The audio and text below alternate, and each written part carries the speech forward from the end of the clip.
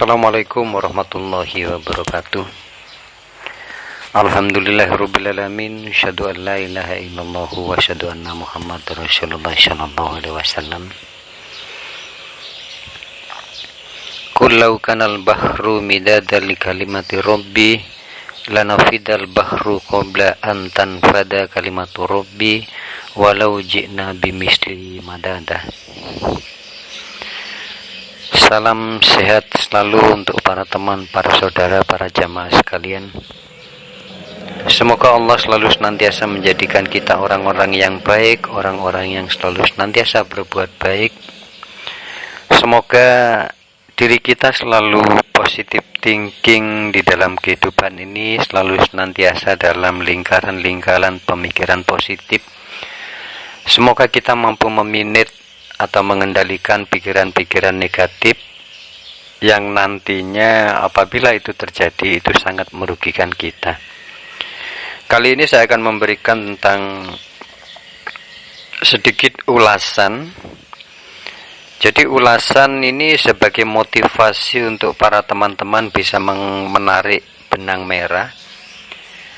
Yang tujuannya apa? Tujuan ini khusus untuk disiplin ilmu ketauhidan atau kita menjadi orang-orang yang memiliki kualitas tentang Islamnya. Lalu khusus bagi orang-orang yang memiliki semangat belajar tentang ilmu tauhid, ini adalah acuan, ini adalah alasan juga kenapa kita selama ini sangat sulit mempelajari ilmu tauhid, sangat sulit memahami pemahaman-pemahaman yang mungkin disampaikan oleh mursyidnya. Kenapa pula kita itu sangat sulit untuk memahami kitab, memahami buku? Kenapa kok sangat sulit untuk tersimpan di dalam master memory kita? Makanya banyak kita tahu tentang pelajaran kehidupan. Banyak saudara-saudara kita yang mempelajari tauhid, yang mempelajari tentang ilmu-ilmu ketuhanan, yang mempelajari tentang jati diri, yang mempelajari tentang eksistensi pikiran. Kenapa saudara-saudara kita yang lain itu hanya mendapatkan, taruhlah kalau di bahasan tauhid, hanya mendapatkan dari sisi pemahaman ma'rifatul asma. Apa ma'rifatul asma itu? Yani nama pernah belajar di tauhid, nama orang tauhid, nama orang hakikat, nama orang ma'rifat. Jadi para mereka semua itu hanya mendapatkan predikat nama-nama pernah belajar dan mengaku sebagai pemegang predikat itu. Padahal kalau kita rinci secara jauh, kita telaah secara jauh, kita bertanya dengan menunduk, sudahkah saya faham dengan apa yang saya pelajari? Selama bertahun-tahun, taruhlah kita bertanya pada diri, kira-kira selama bertahun-tahun saya melanglang ke sana kemari, berguru ke sana kemari, gonta-ganti mursyid ke sana kemari, kitab banyak kita pelajari, dalil dasarnya sudah tahu, akan tetapi kenapa kita sampai detik sekarang ini sangat sulit memahami tentang pemahaman-pemahaman ilmu batin? Nah, ini adalah acuan bagi para teman-teman. Jadi teman-teman nanti setelah sedikit saya uraikan, sedikit saya ulas, ini teman-teman bisa mengambil kesimpulan, bisa mengambil afirmasi tentang tekad. Jadi tekadnya bagaimana? Tekadnya yang menentukan teman-teman, yang menentukan saudara sekalian, yang menentukan para jamaah sekalian, mau menjadi orang yang seperti keadaan yang kita pikirkan, atau mau menjadi orang-orang yang maju, atau menjadi orang-orang sampai di dalam kelas kaum divergen. Jadi kaum divergen adalah orang-orang yang beda dengan apa? Dengan kebanyakan orang lain. Makanya di dalam sifat Allah ada mukhalafatul lil hawadis, ada qiyamu binafsihi. Ini adalah salah satunya. Kalau kita mau merenungkan secara jauh, itu bisa membentuk karakter divergen. Jadi orang-orang yang selalu berbeda cara berpikirnya, beda cara sudut pandangnya, berbeda cara memaknai antara hukum harfiah dan hukum maknawianya. Artinya, kita akan menemukan tentang jati diri, kita akan menemukan tentang kebaikan diri, kita akan menemukan tentang banyak rahasia-rahasia yang misterius. Dulu, para salik yang belajar itu secara formalitas di disiplin ilmu ketauhidan, baik melalui belajar melalui kitab Hidayatul Ummah, baik melalui hikam, baik mungkin mempelajari ilmu kitab angker kata orang-orang, yakni kitab hikam sama kitab Ihya Ulumuddin, yang mana isinya yakni pembahasan-pembahasan tentang ilmu tauhid, yang mana bahasan-bahasan tersebut itu sangat sulit untuk difahami kecuali kita memiliki kecerdasan spiritual. Apa sih kecerdasan spiritual? Yakni hati yang selalu senantiasa bersih, dalam artian bersih, hati yang selalu senantiasa dikendalikan, hati yang selalu di-cleansing apabila kita mungkin berbuat salah, kita mungkin khilaf, berpikir tentang hal-hal negatif. Dari apa yang saya sampaikan ini, saya akan menyampaikan pembahasan tentang walillahil masyriqu wal maghrib fa inama tuwallu fasama wajhullah, yakni hubungannya kita itu dimanapun kita berada, dimanapun kita berpijak, dimanapun kita menarik oksigen bernafas, di situ kita berhadapan dengan wajah Allah, wajhullah, fasama wajhullah. Lalu selanjutnya, ini adalah hak otonom yang diberikan oleh manusia, dan hak otonom ini, hak paten ini yang diberikan kepada manusia yang khusus untuk mengobservasi tentang pengetahuan tentang hal-hal yang berhubungan dengan alam bawah alam sadar. Lalu nantinya dikolaborasikan dengan alam bawah sadar sendiri, dan jadinya nanti akan menemukan tentang jati diri manusia.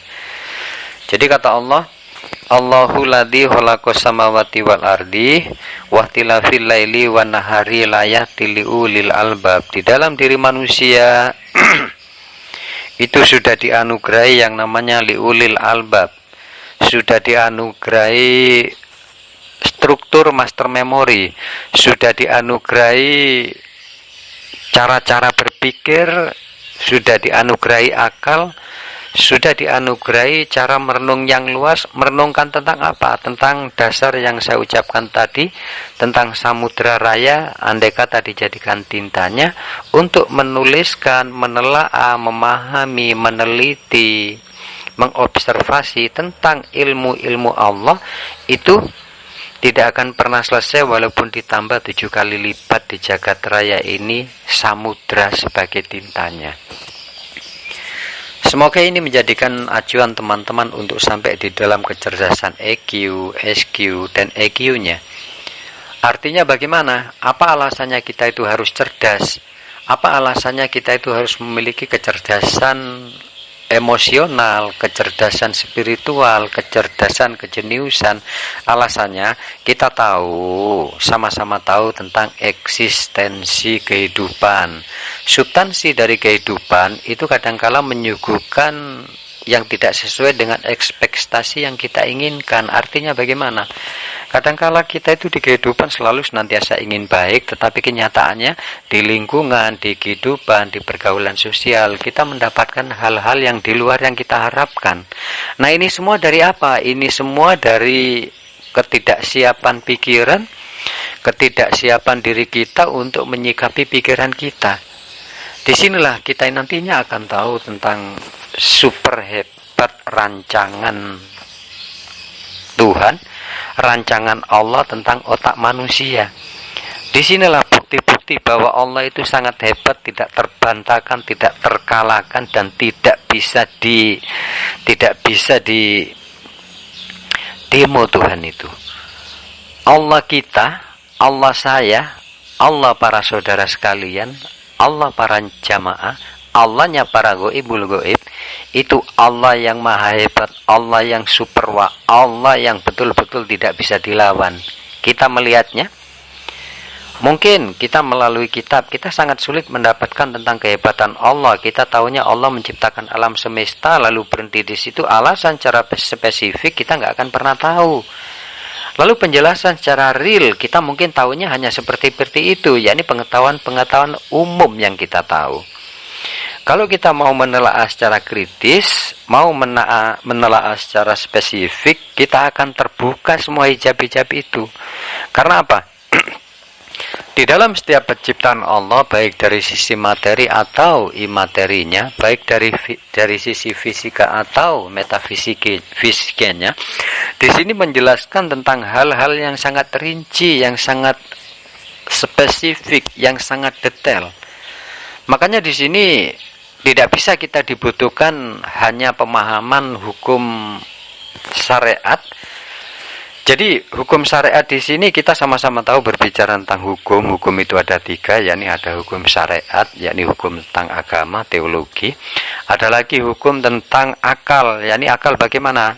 Baik pengetahuan ilmiah, baik pengetahuan tentang psikologis, baik pengetahuan tentang banyak hal. Di sini sangat dibutuhkan untuk acuan supaya kita semakin menemukan tentang kesempurnaan hidup, menemukan tentang kelimpahan hidup, menemukan tentang sejatinya hidup, menemukan tentang rahasia-rahasia yang selama ini dianggap misterius, dan rahasia-rahasia kesuksesan ini disembunyikan oleh orang-orang yang notabene sudah menguasai tentang apa? Tentang hal tersebut. Makanya di sini salah satunya saya sedikit membuka-buka kedok tentang rahasia-rahasia yang disembunyikan, sehingga rahasia tersebut hanya dikuasai oleh orang-orang tertentu. Jadi bagi para teman-teman,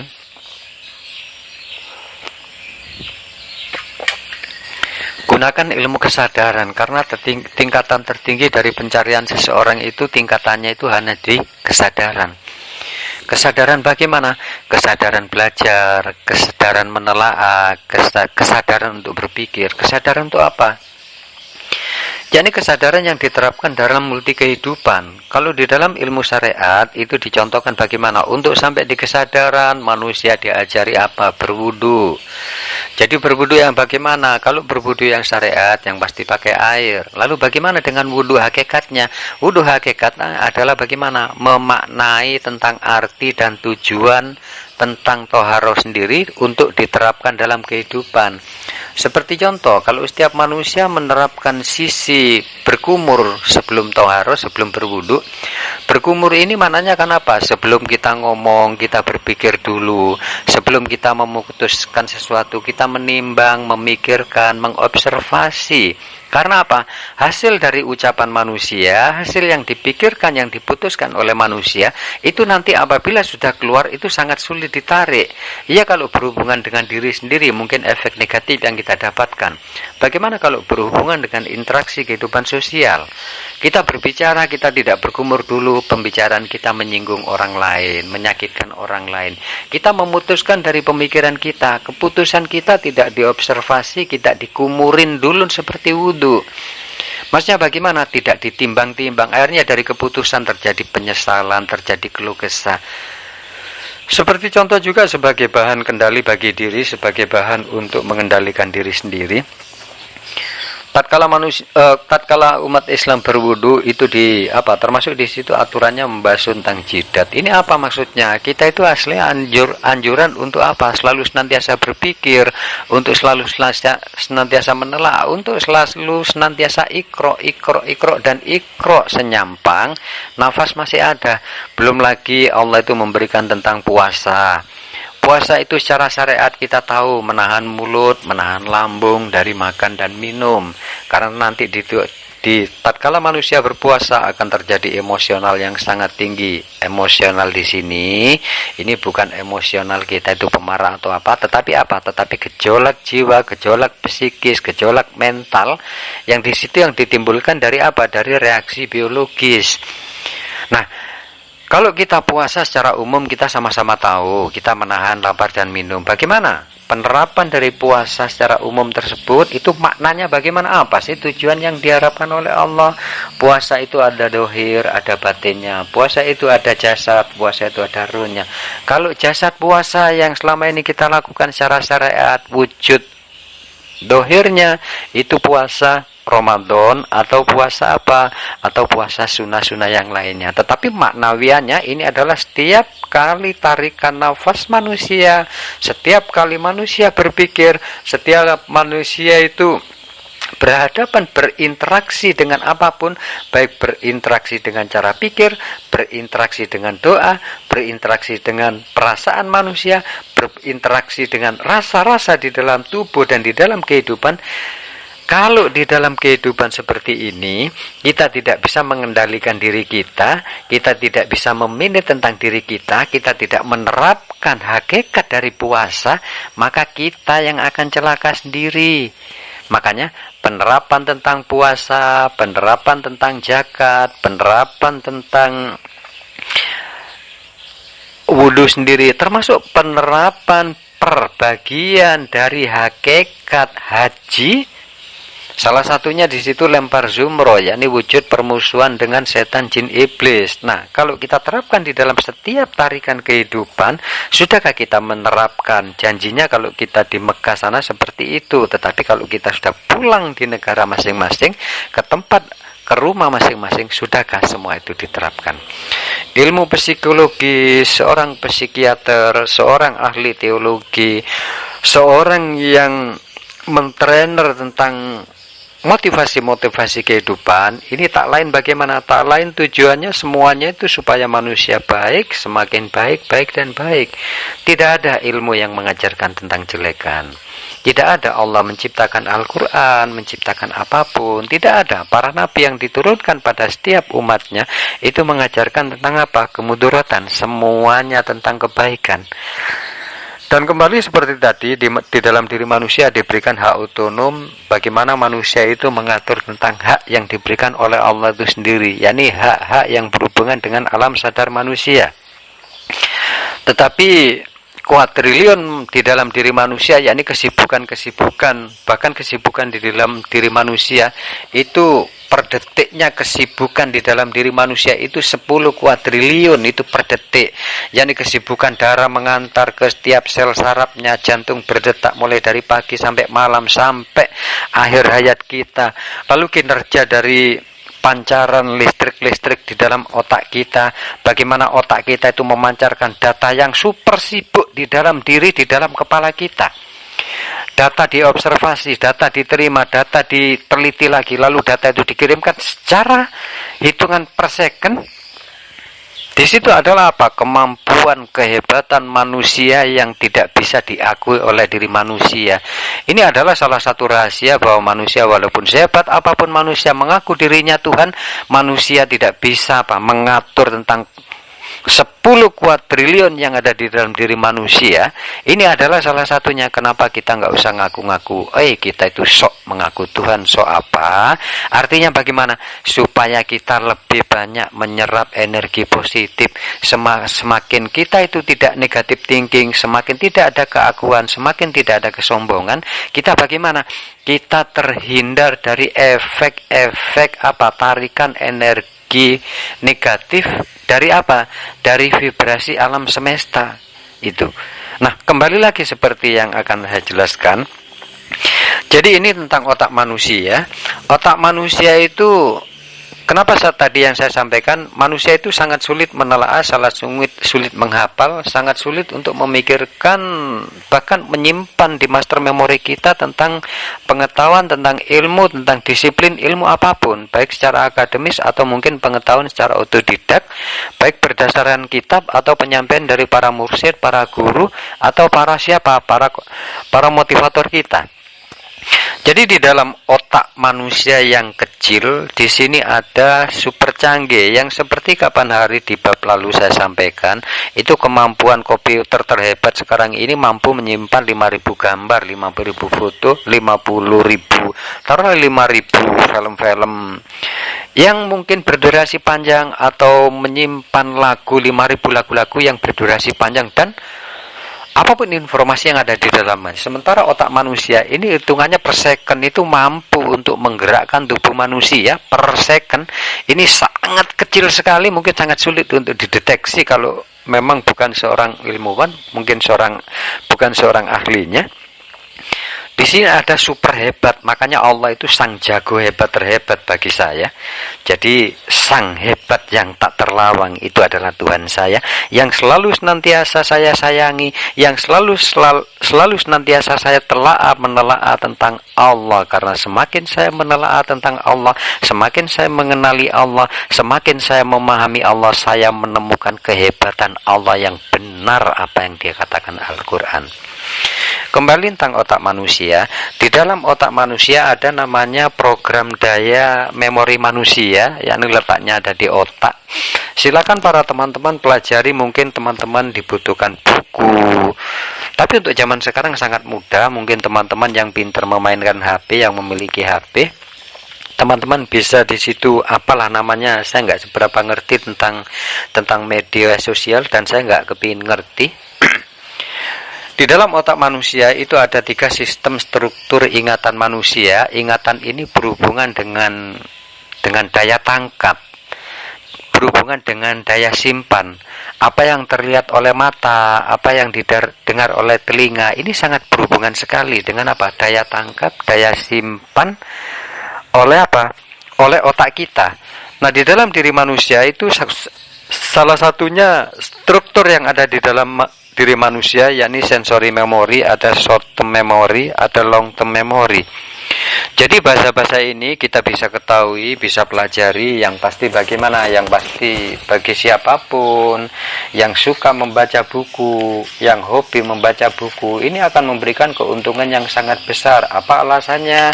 Alasannya manusia memiliki keterbatasan tentang pengetahuan, tentang pemahaman, kecuali otak bawah sadar kita itu mampu melampaui batas kaum rata-rata. Jadi kita bisa berpikir jauh, menembus dimensi jauh yang jarang dipikirkan oleh apa? Oleh orang umum, oleh orang awam. Maaf untuk teman-teman ngasap dulu.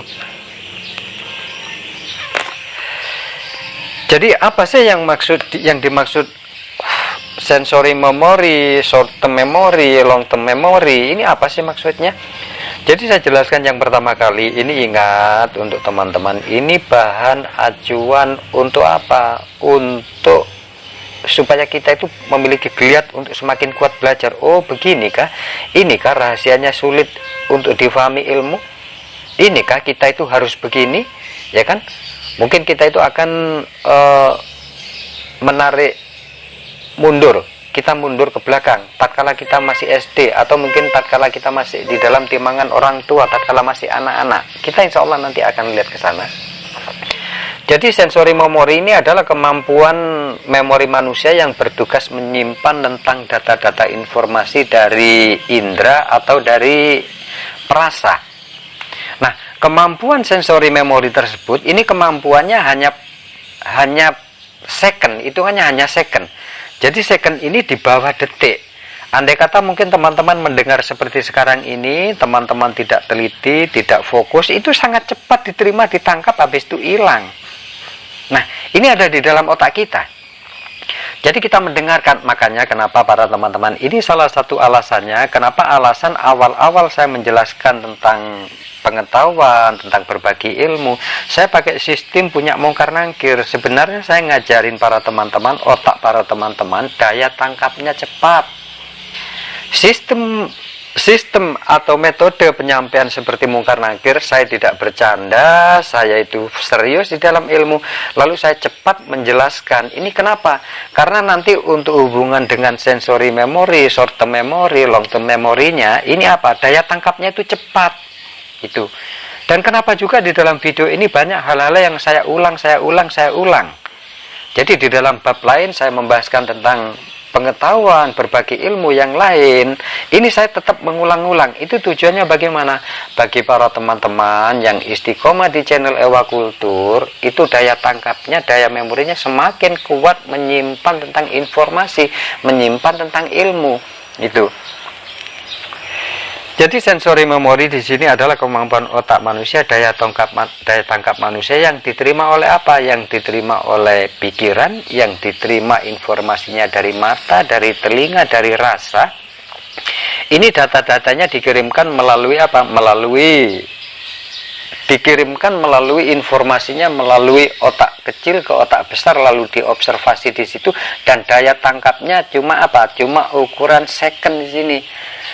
Jadi ukuran second ini di bawah detik, makanya secepat kilat. Tatkala kita mendengarkan seperti sekarang ini, kita tidak fokus, lalu kita itu bercanda apa segala macam, maka di dalam otak kita itu akan buyar, di dalam sensory memory akan buyar. Lalu selanjutnya short term memory. Jadi sistem ingatan manusia atau otak manusia, kapasitas daya simpannya dalam otak ini hitungannya kemampuannya hanya mampu menyimpan per 30 detik. Jadi kalau tadi hitungannya second, kalau sekarang itu detik. Nah, di sini kenapa? Ini sangat cepat sekali. Kenapa? Karena di dalam otak manusia itu ada bilionan kesibukan, ibaratnya itu ada bilionan, triliunan itu kinerja atau operasi tentang otak manusia. Makanya di situ karena saking sibuknya, kalau kita udah duduk fokus seperti sekarang itu, daya tangkap itu super cepat. Dan di sini kenapa ada rahasia orang-orang yang memiliki kejeniusan tinggi, rahasia orang yang memiliki pengetahuan indigo di hal-hal disiplin tertentu. Ini kenapa seperti itu? Karena apa? Karena otak manusia, gen manusia itu memang diproduk, memang mungkin melalui gennya, mungkin melalui dari kelahirannya, atau memang dilatih. Makanya otak manusia itu ada yang namanya plasma plasticity.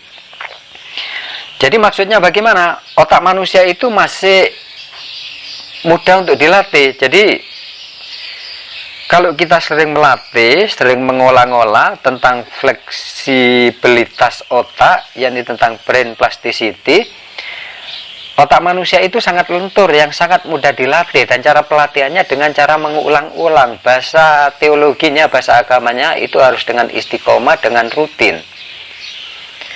Nah, short term memory ini, kemampuan otak manusia itu untuk menyimpan tentang data-data informasi itu sangat cepat, dan kemampuannya hanya 30 detik. Lalu ada lagi yang terakhir ini long term memory.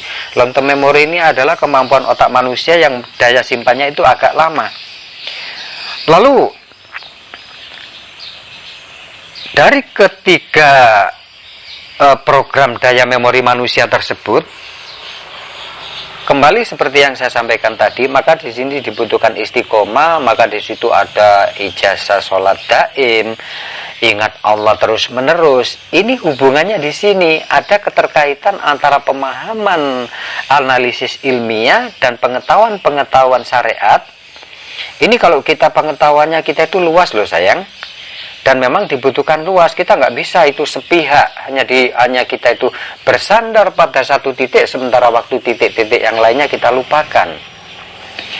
Makanya antara sensory memory, short term memory, antara long term memory, di sini semuanya itu dibutuhkan istiqomah terus menerus untuk apa? Untuk belajar.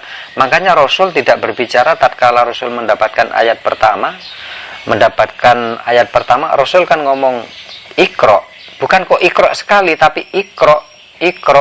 Dan di sini masih ada titik 3 di terusnya yang terus menerus. Ini bagi umat Islam.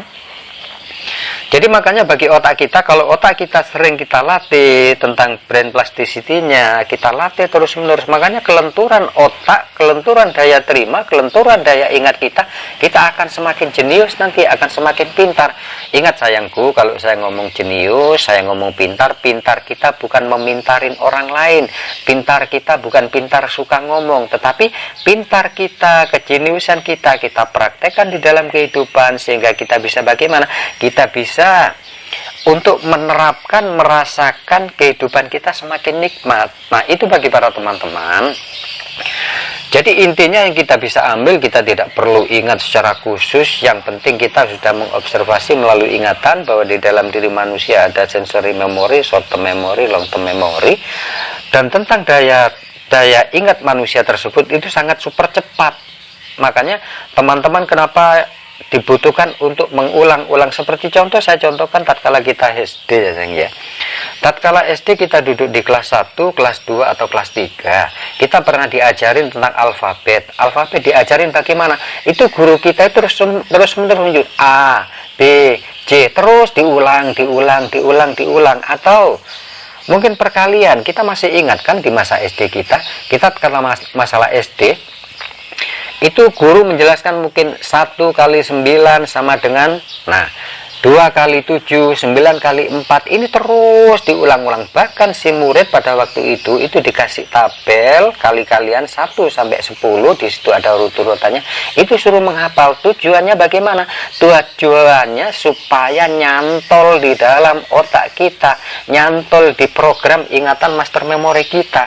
Akhirnya kalau kita sekarang mungkin kita di SMP, SMA, atau di materi kuliah, di kampus kita, mana ada di kampus kita itu anak-anak 19 kali 15 itu berapa? Kita mikir, ini nggak mungkin, gitu loh. Nah, kita berbicara tentang mikir, tatkala kita ada pertanyaan 1000 kali 12, itu sama dengan berapa? Kita diam sejenak, kita berpikir. Tatkala kita diam sejenak untuk menjawab, itu memori kita itu masuk kepada apa? Kepada long term memory, yang ingatan yang panjang. Jadi kita membuka buku-buku yang ada di dalam apa? Yang ada di dalam kepala kita, dibuka-buka. Perkalian itu mana perkalian? Itu super cepat sayang. Hitungannya per kuadriliun itu. Itu super cepat itu. Cepat sekali kita berpikir, akhirnya mungkin kita itu setengah detik, 1 detik kita bisa menjawab sekian. Nah, atau tatkala teman-teman mungkin diskusi, lalu tatkala di situ diajukan pertanyaan, teman-teman sedikit berpikir. Nah, tatkala teman-teman berpikir, itu teman-teman sebenarnya membuka di dalam master memory tentang apa? Tentang long term memory, yakni ingatan jangka panjang. Nah, tatkala teman-teman diam sebentar, ini masuk ke apa? Ke catatan yang ada di long term memory, atau mungkin melihat di short term memory, atau mungkin melihat di sensory memory. Di situ teman-teman melihat semuanya catatan. Nah, akhirnya apa? Secepat juga teman-teman menemukan jawabannya. Itu sebenarnya teman-teman buka di buku khusus loh sayang. Buku khusus yang ada di ingatan kita. Itu sayang. Bagaimana para saudaraku? Apa gak hebat Tuhan sayang menciptakan kita seperti ini? Terus Tuhan tuh selalu ngomong gini loh sayang, di Ar-Rahman, Fabi ayyi alai rabbikum atukatiban, kurang apa aku kepada manusia? Kadangkala di hal tertentu manusia itu banyak mendemo aku loh. Manusia itu banyak loh aslinya mendebat-debat aku. Itu kalau kita teliti secara analitis, secara detail, secara spesifik, banyak loh manusia-manusia itu yang melempar tai ke muka aku, kata Allah. Banyak loh manusia-manusia itu yang selalu senantiasa nggak percaya kepada aku, cuma mulutnya itu mengucapkan syahadat. Karena apa? Karena manusia tidak paham semua ini. Aku loh yang hebatnya seperti ini. Allah dengan berdiri, ya kan?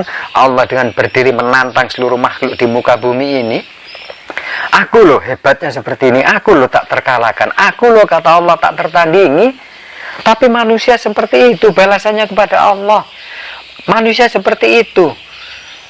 Jadi sok-sok bagus kepadaku, sok-sok menjilat kepadaku. Akhirnya apa? Tapi kenyataannya sifat manusia seperti anjing, menjilat kepadaku dikir-dikir. Kalau nggak tak beri tentang rezekinya, manusia sudah mengeluh, sudah ngucap, ngomel-ngomel, memaki. Makanya teman-teman mungkin sering pada diri saya sering menggunakan kata-kata telasu, kulo, burajide, ateluut. Saya sering menggunakan kata-kata itu. Itu tak lain bagaimana? Itu memang diri saya. Saya tidak memaki, saya tidak seperti itu. Tetapi kalau teman-teman mau merenung di dalam kehidupan ini, banyak loh sayang orang-orang yang memaki-maki Allah. Banyak orang yang sejatinya memegang Al-Quran, tapi hakikatnya orang itu memantati Al-Quran. Bagi para teman, para saudara saya, para jamaah sekalian, janganlah kita seperti itu. Kalau sekali kita mencintai Allah, kita sangat mencintai Allah dengan total dari dalam sudur kita, dari dalam pikiran kita, dari dalam otak kita. Karena apa? Allah memberikan kehebatan pada diri kita. Allah banyak misterius di dalam diri kita, banyak rahasia-rahasia yang apabila dibukakan, nanti Allah akan ngomong gini, Fabi ayyi ala rabbikum atukadiban, kurang apa aku kepada manusia, kurang hebat apa manusia. Manusia bisa mengeluh, manusia bisa memaki-maki aku, Allah katanya. Itu karena apa? Karena pemahaman manusia yang cupu, pemahaman manusia yang dibonsai sendiri. Coba manusia dilepas seluruh hijab-hijab itu, dihijab seluruh mental block di dalam dirinya. dibuka seluruh blocking-blocking yang ada di dalam dirinya, maka manusia akan tahu tentang kebesaranku. Makanya manusia akan tahu man arafa nafsahu faqad arafa rabbahu. Saya berharap bagi para teman-teman sering diulang, kita mengulang-ulang terus tentang apapun. Tujuannya bagaimana? Supaya kita semakin positif di dalam hidup, menemukan kenikmatan hidup, menemukan surganya hidup, menemukan setiap janji Allah. Kita kalau mungkin menengok sayang, kita bukan mendoktrin, bukan menilai. Tengoklah orang-orang yang rutin sembahyang, yang rutin dzikir, yang kesana kemari bawa tasbih. Tetapi apa? Mereka melakukan itu hanya rutinitas tentang tradisi mereka. Dia itu berharap semua itu karena memang apa? Karena memang itu aturan, kewajiban. Dan mereka gugur kewajiban. Tapi bagi para kita jangan sayang. Kita sekali sholat kepada Allah, betul-betul sholat yang digunakan dengan perasaan terdalam. Kita itu betul-betul dzikir kepada Allah, betul-betul dzikir menggunakan perasaan, menggunakan hati. Karena kita paham memang harus seperti itu kita Allah. Karena apa? Kita itu harus bersyukur, bersujud kepada Allah. Karena salah satu bukti yang tentang apa yang ada di dalam otak manusia, super canggih kesibukan, super canggih pekerjaan Allah, super canggih tanggung jawab Allah. Itu betul-betul subhanallah. Allah itu betul-betul hebat. Makanya Allah itu sangat sibuk mengurus manusia, mengurus kebaikan manusia, mengurus kelangsungan hidup manusia. Sementara waktu kita sibuk ngurusin orang lain, sibuk ngomentarin orang lain, sibuk kepo sana sini, sibuk gibah sana sini, sibuk suudon sana sini, sibuk menilai orang lain. Terus kapan kita akan menjadi baik? Apa tidak malu kita sama Allah? Insya Allah, khusus bagi para teman-teman saya di Ewa Kultur, saya selalu senantiasa dalam meditasi rutin saya, dalam dzikirullah rutin saya selalu senantiasa mendoakan para teman-teman. Semoga seluruhnya baik, semoga seluruhnya dibukakan tentang wa may yattaqillaha yaj'allahu makhrajan wa yarzuqhu min haitsu la yahtasib. Semoga para teman, para jamaahku semuanya diberikan keberuntungan oleh Allah, dibukakan tentang rezekinya dari mana Allah pun menghendakinya. Semoga kehidupan para temanku dengan berjalannya waktu semakin diberikan kemuliaan, semakin diberikan kelimpahan, semakin diberikan kecukupan, dilariskan usahanya, dilariskan dagangannya, disehatkan tubuhnya. Semoga para teman-teman saya yang menyampaikan penuh keridhaan, keikhlasan, semoga para saudaraku sekalian dicintai Allah. Dari saya Ewa Kultur, saya Ihri, wabillahi taufik wal hidayah. Wassalamualaikum warahmatullahi wabarakatuh. Salam cinta selalu dari saya untuk jamaah Ewa Kultur.